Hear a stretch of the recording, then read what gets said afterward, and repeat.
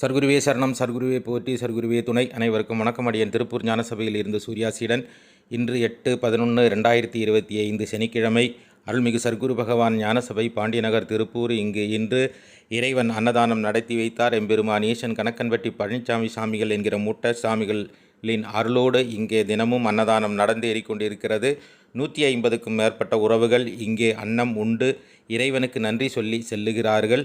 அதோடு சில வேலை தேடுபவர்கள், வேலை இல்லாதவர்கள் எல்லாம் வந்து சாப்பிட்றாங்க. யாரையும் தடுக்க முடியாது. பசி என்று கையேந்துபவர்களுக்கு இறைவன் அன்னதானம் கொடுத்து கொண்டிருக்கிறார். இறைவனுக்கு கோடானு கோடி நன்றிகள், கோடானு கோடி நன்றிகள்.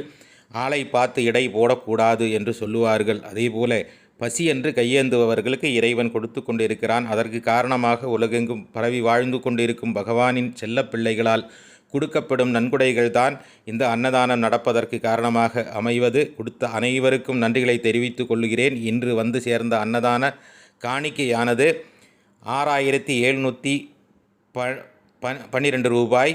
2 ரூபா அனைத்தவருக்கும் நன்றி. 5000 அனைத்தவருக்கும் நன்றி. பல பேரும் பேர் சொல்ல வேண்டாம் என்று ரிக்வெஸ்ட் பண்ணதுனால தான் பேர் சொல்லாமல் சொல்லிட்டு இருக்கிறது.